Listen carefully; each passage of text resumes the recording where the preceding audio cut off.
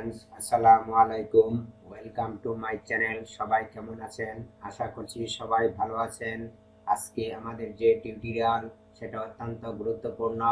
আজকে আমি দেখাবো কিবোর্ডের F1 থেকে F12 পর্যন্ত ফাংশন কিগুলোর কাজ, প্রত্যেকটা কি এর কাজ এবং কেন এত গুরুত্বপূর্ণ। এই কাজগুলো জেনে আপনি অভিজ্ঞতা অর্জন করতে পারবেন। তাই আপনি ভিডিওটি টেনে টেনে না দেখে প্রথম থেকে শেষ পর্যন্ত দেখুন।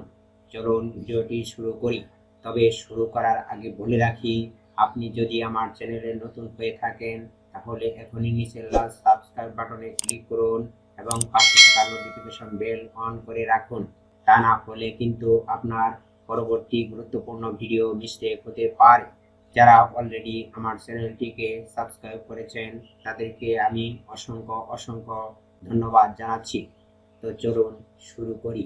আমরা প্রথম যে কিটা দেখে নেব সেটা হলো F1 কি। F1 কি সাধারণত হেল্পের কাজ করে। যদি তোমরা কোনো কিছু হেল্প নিতে চাও মাইক্রোসফট ওয়ার্ড অথবা গুগলে, তাহলে এই কি চেপে উহার হেল্প নিতে পারো। যদি তুমি কোনো অপশন খুঁজে পাচ্ছ না তাহলে এই F1 কি চেপে সেই অপশন বাহির করতে পারো। দেখো, যখনই আমি F1 কি প্রেস করলাম তখনই হেল্প অপশনটি ওপেন হয়ে গেল। এখন আমি সার্চ অপশনে গিয়ে লিখব পেজ সেটআপ। লেখার পর আমি সার্চ করব। এখন পেজ সেটআপের যে কাজগুলো এখানে আমার দেখাচ্ছে, এই যে সবগুলি একটা একটা করে আপনি কিভাবে পেজ সেটআপ করতে হয় এখানে পড়ে নেবেন। হ্যাঁ, আর এই কাজটি করার জন্য আপনার অবশ্যই নেট কানেকশন দিয়ে রাখতে হবে, তা না হলে কিন্তু হবে না। এখন আমরা গুগলে গিয়ে দেখব হেল্প কি নেওয়া যেতে পারে। আমরা গুগলে চলে আসলাম ব্রাউজারে। এখন আমরা F1 কি প্রেস করব। F1 কি প্রেস করার সাথে সাথে আমার নতুন একটা ট্যাব ওপেন হয়ে গেল। যেটা আমি খুঁজতে চাই সেটা এখানে সার্চ বক্সে লিখব যে ডিসক্রাইব ইউর ইস্যু। আমি কি চাচ্ছি এখানে আমি, ধরুন আমি গুগলে কি কাজ করেছি সেগুলি আমরা হিস্টোরি নামে একটা সার্চ করব। দেখুন আমরা সার্চ হিস্টোরিতে আমরা এই যে সার্চ করেছিলাম সেগুলি আমরা এখানে দেখতে পাচ্ছি। এগুলি কিভাবে আপনার ডিলিট করবেন সেগুলি এখানে দেখাচ্ছে। আপনি এগুলি দেখে আপনি সেগুলি সব ডিলিট করে নিতে পারবেন। যে কোনো সফটওয়্যারে আমরা যদি আটকে যাই তাহলে এই F1 কি প্রেস করে আমরা হেল্পের সাহায্য নিতে পারি। পরের শর্টকাট কি হলো F2 কি। যদি কোনো ফাইল বা ফোল্ডার রিনেম করতে হয় তাহলে আমরা F কি 2 প্রেস করে আমরা উহা রিনেম করতে পারি। আমরা এখন ধরুন আমি এই ফাইলটাকে রিনেম করব, তাই এটাকে সিলেক্ট করে যদি আমি F2 প্রেস করি, দেখুন এটা আমার রিনেমের অপশন আছে। আমি এখানে ক্লিক করে রিনেম করব। রিনেম করলাম, এখন আমি এন্টার দিলাম। এখন আমার ফাইলটি এখানে রিনেম হলো। এটা ছাড়াও আপনি অন্যভাবেও করতে পারবেন। মাউসের রাইট বাটন ক্লিক করে এই যে রিনেম এখানে আপনি ক্লিক করব। ক্লিক করার পরে দেখেন অপশন আসছে, এখানে আমি রিনেম করে নিতে পারি। আমি লিখলাম MIN লিখে আমি এন্টার দিলাম, আমার রিনেম হয়ে গেল। পরের কি হলো F3। Open search window. ড্রাইভের ভিতর যে ফোল্ডার আছে সেটা দ্রুত বাহির করার জন্য F3 প্রেস করুন। তারপর সার্চ বক্সে যেটা বাহির করতে চান সেটা লিখবেন, তারপর এন্টার দিবেন। ফোল্ডারটি আপনার সামনে চলে আসবে। আমি F3 প্রেস করলাম। 3 প্রেস করার পর আমার এই সার্চ বক্সে আমি যে ফোল্ডারটি চাই সেটা আমি এখান থেকে বাইর করব। আমি লিখলাম এই যেমন ওয়ালপেপার লিখে এখন আমি সার্চ করলাম।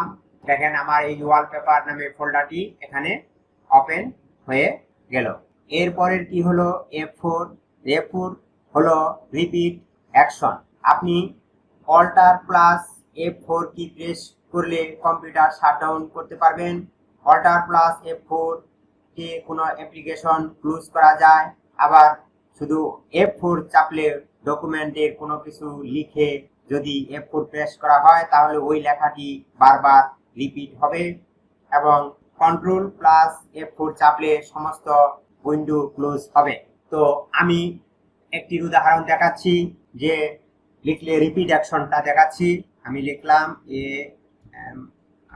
আমিন লিখলাম। এখন যদি আমি F4 প্রেস করি, দেখেন আমার বারবার রিপিট হবে। দেখুন আমার লেখাটি বারবার রিপিট হচ্ছে, এই যে দেখতেছেন, এই যে বারবার রিপিট হচ্ছে। তো যদি আপনি এটাকে এই ডকুমেন্টসটাকে যদি ক্লোজ করতে চান, অ্যাপ্লিকেশনটা ক্লোজ করতে চান, তাহলে অল্টার প্লাস F4 প্রেস করুন, দেখুন ক্লোজ হবে। এই যে আসছে, এখন আমি ডো নট সেভ দিলাম, ক্লোজ হয়ে গেল। এরপরে কি হলো F5 দিয়ে শুধু আপনি রিফ্রেশ করতে পারবেন।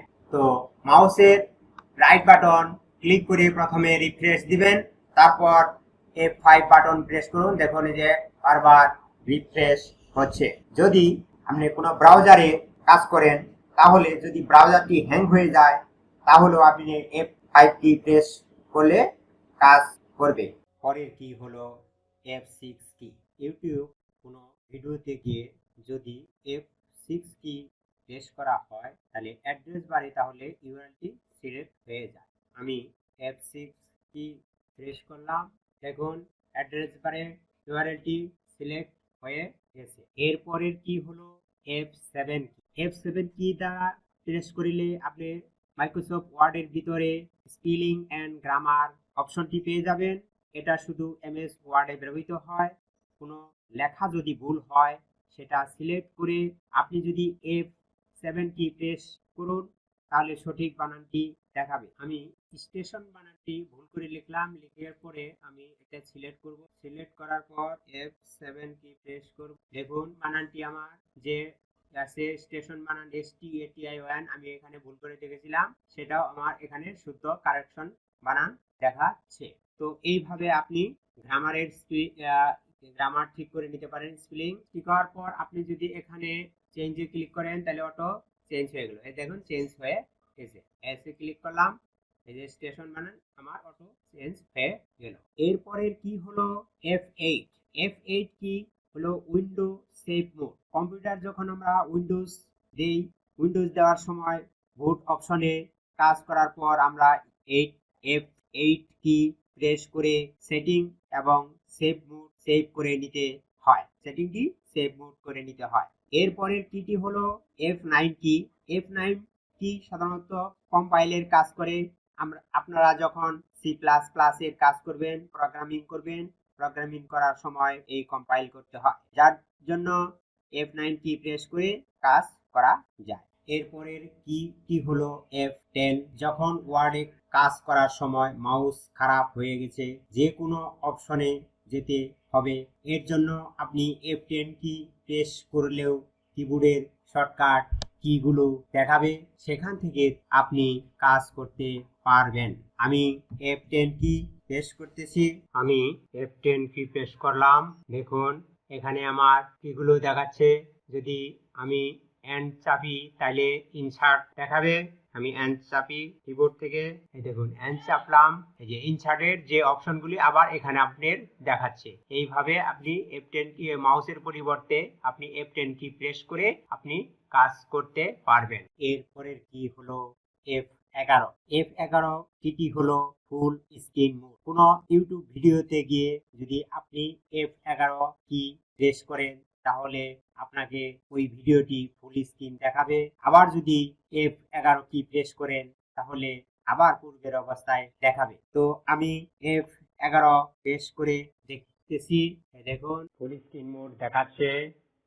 আবার F11 কি প্রেস করলাম, আবার পূর্বের অবস্থায় চলে আসলো। দেখুন আসলেই সঠিক হয়েছে।